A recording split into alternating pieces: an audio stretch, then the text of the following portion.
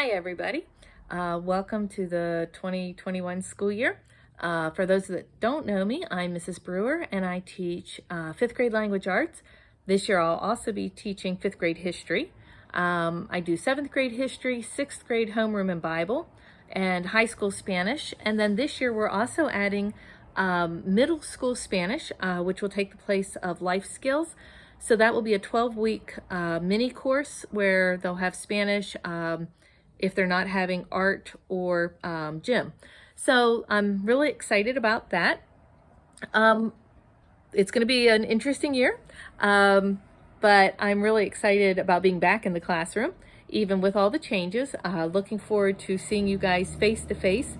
I've really missed everybody this summer and am looking forward to seeing everybody in person, whether it's with masks or shields or whatever. It'll just be nice to be back in the classroom. Mr. Hyde's already put out most of the changes that you'll need to be aware of, and we'll be going over some of those the first day of school in homeroom, especially with different things that they'll need to know about lunch and how we're working some of those things. One of the things I wanted to quickly touch on is fifth grade language arts. Last year, fifth grade language arts was taught 2 different periods during the day.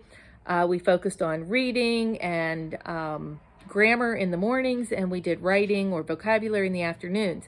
This year, I'll only be teaching the morning class, so it'll kind of rotate through those different subjects. But then in the afternoons, the fifth graders will be with Mrs. Dillon or Mrs. Gantz, working on language arts assignments that I give them in the morning. So it won't be a study hall, it will be their second language arts class, but because of some scheduling conflicts with me picking up the fifth grade history and some other things, just wasn't enough hours in the day. So that's how we'll be working that this year, so that will be a little bit different. The history class is going to be a little bit shorter because it's in that 30-minute time slot right before lunch. So they will maybe have a little bit more history homework to work on. They might not be able to get as much done in class because it is a shorter period, but they have study hall 8th period every day, and they can use that time to finish history as well as their math. They shouldn't have a lot of language arts homework that can't be done during that 9th period class. The way we'll have it set up, most of their assignments will be worked on during that class period.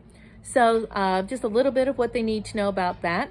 Just a reminder with school supplies, please make sure everybody has enough pencils and has them with them, because we're really trying to limit sharing and borrowing, that kind of thing this year.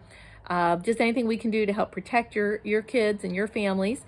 With the, middle school Spanish, again, that will be 12 weeks. So 7th grade will start out with Spanish the first part of the year, and then 6th grade will be in Spanish from part of November through middle of February, and then 8th grade will have the last part. Spanish 1, I know this is new for you guys, but our curriculum assumes you've not had anything.